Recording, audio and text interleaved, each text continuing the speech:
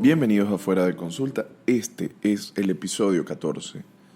Tal como anuncié por mis redes sociales, @Belsaraiva y @Fuera de Consulta, la invitación para el episodio de esta semana eran las confesiones. Le pedimos a nuestros seguidores que a través de estas plataformas comentaran y escribieran cuáles eran sus confesiones, qué era algo que no habían dicho y que por supuesto nosotros íbamos a abordar acá en el podcast de manera anónima. La gente respondió al llamado y por eso tenemos este episodio del día de hoy. Antes de entrar en el análisis de estas confesiones que nos enviaron, quisiera comenzar estableciendo pues cuáles son las bases cuando hablamos de confesiones, de qué estamos hablando. De acuerdo al diccionario, pues nos encontramos, al diccionario de la lengua española, que una confesión es una declaración o reconocimiento que hace una persona de un error, una falta, un delito, especialmente cuando lo hace ante un juez, que sería una confesión judicial. Durante la confesión, el detenido se declaró culpable, por ejemplo. Una segunda acepción nos dice: declaración voluntaria que hace una persona de una idea, de un sentimiento o de algo que sabe y que antes no había hecho explícito. Bien, tenemos como dos grandes elementos que rondan alrededor de la idea misma de una confesión. Lo primero es la declaración de una falta o un delito ante un juez, ante una autoridad, porque la persona que confiesa de alguna manera se declara culpable de algo, es decir, da cuenta de culpabilidad porque se sabe que se ha hecho algo indebido, algo impropio. Y luego tenemos una segunda vertiente y tiene que ver con cómo se habla de algo que más nadie sabe, es decir, no que más nadie sabe en términos de que sea un descubrimiento para la humanidad, sino de que hay algo, puede ser una anécdota, puede ser un dato, puede ser algo, alguna situación que la persona conoce y que anteriormente no lo había hecho explícito en términos de su vinculación. Pues bien, sobre esto vamos a estar hablando. De entrada decir que ninguna de las personas que participaron pues van a ser identificadas en este episodio, pero sí vamos a valernos de esos relatos, de esos contenidos, de esos cuentos que nos transmitieron a través de las redes sociales. Vamos con la primera. Una vez, al terminar una pareja, mi ex me pidió sus cosas. Yo se las llevé a su casa, le llamé para que bajara y se las quemé. Bueno, sí hay algo que ha quedado claro y los dos episodios en el que tratamos el tema de la dignidad en las relaciones, en el despecho, es que el dolor nos conduce de una manera brutal, de una manera rápida, es como una autopista a la venganza. ¿Por qué? Porque bueno, cuando nos hacen sentir dolor, en muchas ocasiones queremos que el otro sienta lo mismo que nosotros sentimos. Entonces, bueno, en esta medida, por supuesto, tomar retaliación parece ser una de las formas que encontramos, ¿no? para poder hacerle frente a eso que sentimos. ¿Qué ocurre? Y es sumamente divertido y creo que me hizo recordar las situaciones que me han sucedido a mí en términos de este punto en el que se acaba una relación, en el que se termina con alguien, en el que te cortan las patas o tú se las cortas a otra persona y viene el incómodo momento de devolverse las cosas. En lo personal, no sé cuántos objetos yo habré dejado perdidos en términos de no haberme reencontrado con esa persona que no quería ver más. Ojo, creo que en la medida en que uno es más joven, en la adolescencia, cuando uno está más chamo, uno es más torpe, uno es más temeroso, uno lo maneja de peor forma, ¿no? No por un hecho mismo de ser más chamo te hace ser peor, sino que en medio de la juventud uno va como huyéndole a los momentos incómodos, uno prefiere como que evitar, y bueno, y al final eso también causa daño, pero en cualquier caso, esos peroles que la mayoría de las veces son cualquier perolito, cualquier traste, uno quiere, uno de alguna manera sostiene ese último vínculo en esos peroles. Es decir, la relación pareciera que no se acaba hasta que se terminan de entregar las cosas. Entonces, claro, el que quiere mantener un hilo de esa relación con vida insiste en que estos objetos sean regresados como una manera de volver a verse. Y la verdad es que eso, pues yo nunca he visto que lleve a ningún lugar positivo. Y bueno, en este caso de esta confesión, evidentemente se tornó como una declaración final de hostilidad, ¿no? Ojo, dudo que quemar algún objeto pueda reparar el dolor que se sentía, pero bueno, son maneras en las que con más o menos dramatismo las personas pues tratan de reacomodarse luego del final de una relación que siempre es un punto de la vida que te deja como coño, como jamaqueado, ¿no? Bien, una segunda confesión nos plantea: odio mi actual trabajo con todas mis fuerzas. Este es un tema que escucho cada vez más a menudo. Las personas se sienten incómodas, se sienten molestas, se sienten desagradadas con el trabajo que están haciendo. Aquí la pregunta es, ¿qué es realmente lo que me incomoda, no? Porque si lo que me molesta en mi trabajo es el sueldo, es el salario, es el ingreso que percibo, pues bueno, en un país como Venezuela, sabemos que nos escuchan personas de otros países, pero en un país como Venezuela, que es desde donde se graba este podcast, la mayoría de las personas no gana lo que necesita para vivir.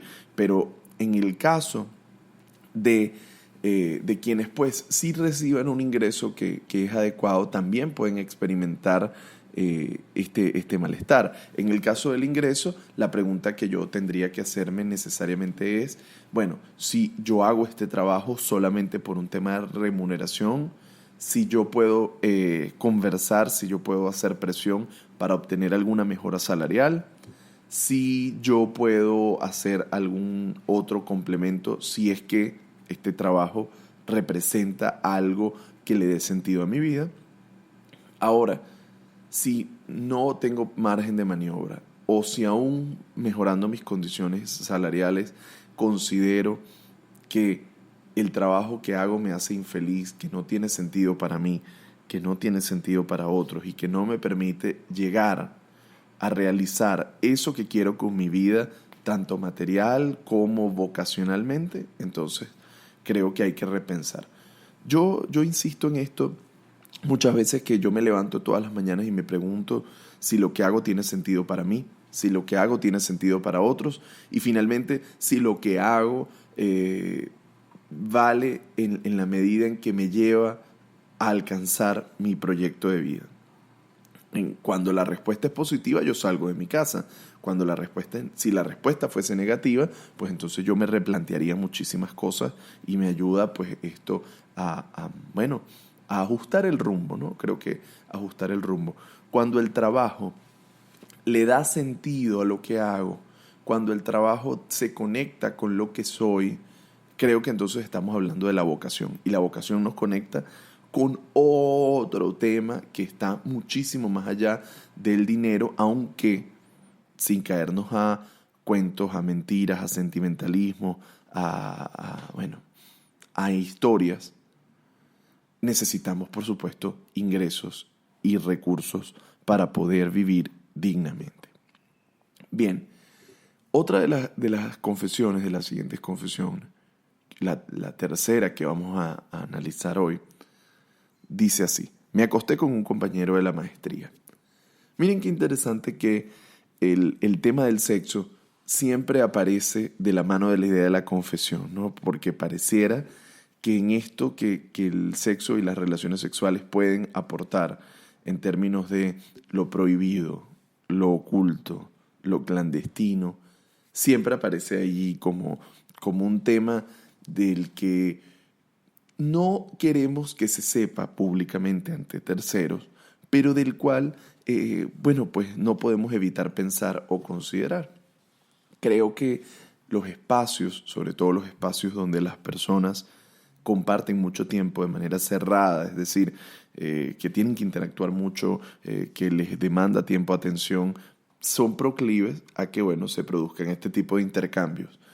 Para muestra un botón, todas las series de médicos, de estudiantes, de, no sé, pienso desde Beverly Hills 90210 hasta, no sé, Grey's Anatomy. En cualquier caso, en estos grupos, mientras más cerrado el grupo, pues creo que hay una más alta rotación. Pero bueno, no me voy a extender demasiado en este tema que creo que es bastante evidente. La siguiente confesión dice: apenas a mis 38 años es que estoy pensando y trabajando en mí. Bien, la respuesta que yo le daba a esta persona en redes era: nunca es tarde cuando la dicha es buena, porque tenemos como, no sé cómo llamarlo distinto, lo voy a decir como es, un mojón mental de que nosotros a cierta edad deberíamos haber logrado ciertas cosas. Debiste haberte casado a los veintitantos, debiste ya haber escalado en una posición laboral tal, a la edad tal, tú debiste haber tenido hijos antes de los 30 o después de los 30, o debiste haber tenido ya tu casa propia a tal edad, en fin. Si algo me ha enseñado a vivir en Venezuela es saber que no hay tal cosa como el momento. Es decir, cada quien va construyendo su momento. En guerras, en momentos difíciles, las personas también se relacionan, también se casan, también tienen hijos, se mueren, pasan mil cosas. Es decir, la vida sigue. Ahora, ¿a qué quiero llegar? Entre otras cosas, con esto. Cuando decimos apenas a mis 38 años es que estoy pensando en mí, perfecto. Cada quien llega al momento de descubrir o de procesar distintas instancias de su vida cuando lo puede ver. Uno no puede ver cuando no está colocado en la posición subjetiva necesaria. Es decir, a mí me pueden poner la información frente a mis ojos, pero si yo no estoy en el momento emocional, en el momento idóneo para poder ver esa información, no la puedo ver. Tus 38 años, en este caso, te han dado la experiencia que te permite hoy decir: epa, ya va. Yo cuento, tengo que pensar en mí, tengo que invertir en mí, porque además, en muchos casos, crecemos con la fantasía, con el mandato de que debemos sacrificarnos por los demás. Una cosa es que debamos ser solidarios con los demás, una cosa es que debamos ser fraternos, que podamos ayudar, y otra muy distinta es que la manera de estar, de ser buenos, de existir, es sacrificándonos, lo cual implica poner al otro por encima de mí a costa de causarme sufrimiento. Entonces, si a los 38, a los 40, a los 50, a los 60, me puedo dar cuenta de que yo también debo trabajar en mí, de que debo pensar en las cosas que quiero, que me interesan, entonces, maravilloso. Inclusive me atrevería a decir que si una persona se da cuenta de esto el día antes de su muerte y logra hacer un insight, logra darse cuenta, logra hacer algún cambio, es maravilloso. Así que no hay tal cosa como llegar tarde a lo que tiene que ver con el trabajo sobre uno mismo. Bien, vamos a la siguiente. Nuevamente, como les decía, el tema sexual aparece ligado a la idea de la confesión. Dice así: me acosté con varios amigos del que ahora es mi novio, acting out. Bien, yo le decía a esta persona, la pregunta que me queda es si eso sucedió cuando ya te gustaba tu actual novio, y le añadía que el sexo acaba por ser una vía de escape muchas veces, y ella, esta persona que comentaba, me decía, ya lo anunciaba de entrada, que hay un acting out, es decir, hay una búsqueda, en muchos casos, cuando alguien nos interesa, de poder llamar su atención, pero cuando alguien nos gusta y queremos llamar su atención, hay maneras asertivas y no asertivas de hacerlo. Cuando yo empiezo a tratar de generar celos, de buscar a través de la atención de otros, la atención de quien me gusta, pues por supuesto empiezo a entrar en una dinámica que en la mayoría de los casos se vuelve viciosa. La sexualidad creo que es un terreno de la vida válido, legítimo, chévere, pero el asunto está en que cuando yo uso la sexualidad como vía de escape, cuando yo la uso para evadir, cuando yo la uso como una manera de manejar, de mitigar mi ansiedad, por lo general termino siendo yo el que acaba herido y con muchísimo riesgo de herir a otros y por supuesto de someterme o de exponerme a situaciones de alto riesgo. Entonces creo que cuando yo siento, cuando algo me gusta, cuando yo tengo claro lo que quiero, si mi impulso me lleva a hacer cosas que saboteen ese propósito o que de alguna manera me expongan a riesgo, yo tengo que evaluar realmente qué es lo que me motiva a esto que estoy intentando hacer. Luego, alguien me dice, confieso que mucho tiempo vendía humo porque no sabía mi propósito. Ciertamente, muchas personas pasan tiempo tratando de convencer, sobre todo a los demás, de que lo que hacen les gusta, de que lo que hacen es trascendente, o de que, de que tienen todo bajo control, de que las cosas son así, de que mírame qué feliz estoy, mírame qué bien ando. Y realmente esta felicidad, de hecho ya hablábamos en un episodio acá sobre la falsa felicidad en redes sociales, nosotros tendríamos que pensar que muchas veces detrás de esas apariencias de que todo está completo, de que todo está resuelto, de que no hay nada pendiente, de que no hay nada a revisar, bueno, pues la mayoría de las veces no son tan ciertas y que efectivamente es, sobre todo cuando entramos en crisis, cuando la vida se nos mueve, cuando las circunstancias de vida nos cambian, cuando las relaciones que teníamos se transforman, es que logramos a veces encontrarnos con cuál es nuestro propósito. Y ese propósito no tiene nada de mágico, de sobrenatural, en el sentido de que no es como que cae un halo de luz del cielo y se abren las nubes y una vez que se te revela tu propósito todo se te hace fácil. A veces encontrarse con el propósito significa empezar a tomar decisiones de vida que implican renuncias, que implican cambios, que implican dolor, que implican fricción, pero cuando se tiene claro el rumbo, lo que sí es mucho más coherente, lo que sí es mucho más valioso en la medida en que se hace sostenible, es poder dirigir los esfuerzos en relación a un gran objetivo. Es cuando puedo sostener los sacrificios, los cambios y las transformaciones sin sufrimiento, porque estoy convencido, porque creo que esto me va a llevar al objetivo que quiero y sobre todo que cuando quiero llegar a ese objetivo tal, pues entonces yo no solo estoy concentrado en la meta, sino que además yo puedo disfrutar, puedo vivir, puedo valorar el proceso. Luego me encuentro con otra confesión que me parece interesantísima y dice, y que soy una enamorada del amor, pero no me enamoro. Y es que realmente el amor, creo que en nuestra sociedad, en nuestra cultura, está idealizadísimo. Es decir, pensamos en el amor como la respuesta a todo. Y ciertamente, si bien el amor nos ayuda a construir vínculos maravillosos, hay que sacar el amor de ese contexto del amor de la fantasía, del amor de la película, del amor del cuento de hadas, para pensar en el amor real, ¿no?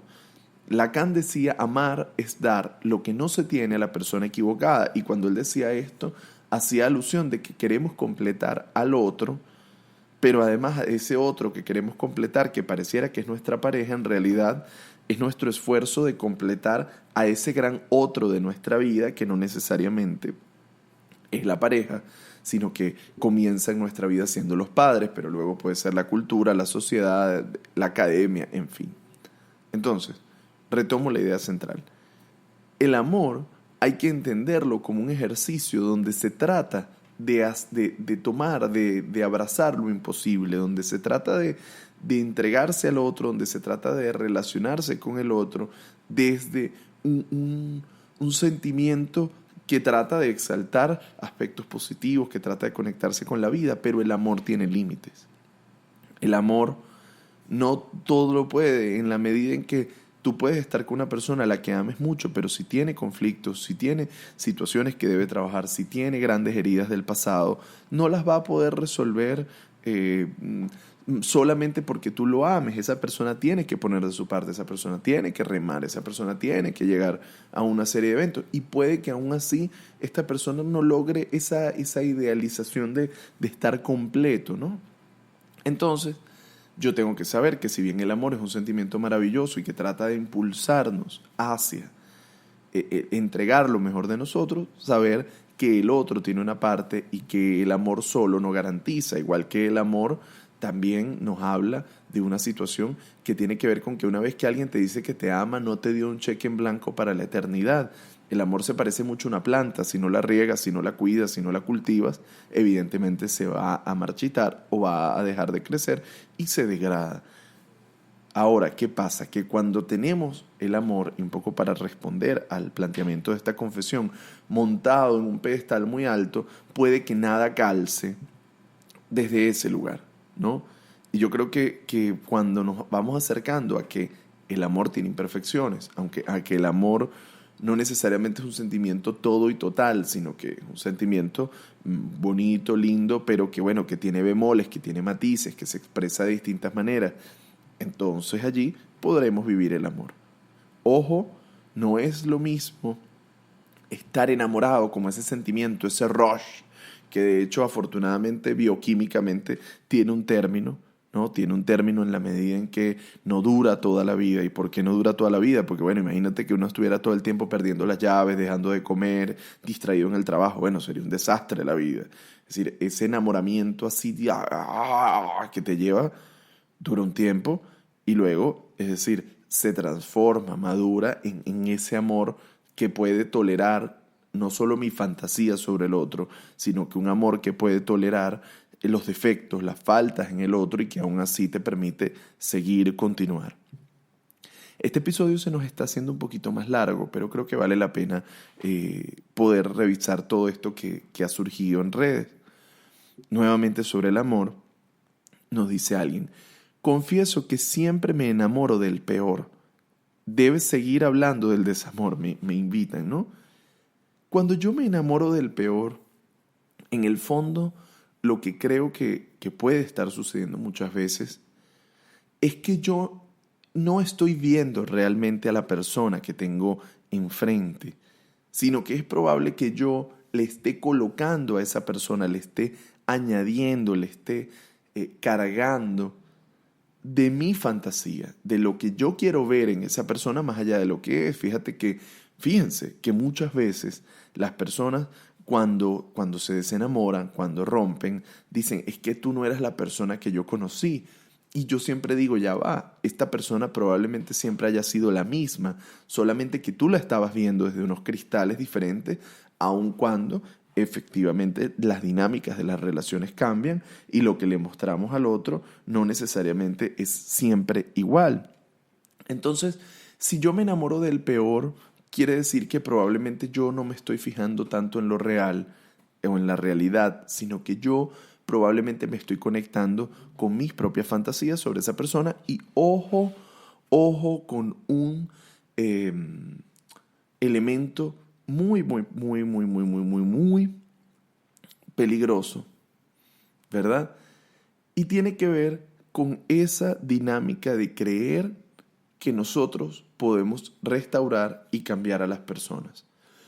Nos encanta elegir proyectos de restauración, personas que sabemos que tienen características que pueden ser difíciles de manejar para nosotros, que pueden traernos complicaciones, que pueden traernos sufrimiento, y aún así nosotros creemos que esa persona, por amor, va a cambiar todo. Entonces, ojo que entrar en ese carril es sumamente peligroso y creo que de hecho sobre este tema haremos un episodio especial.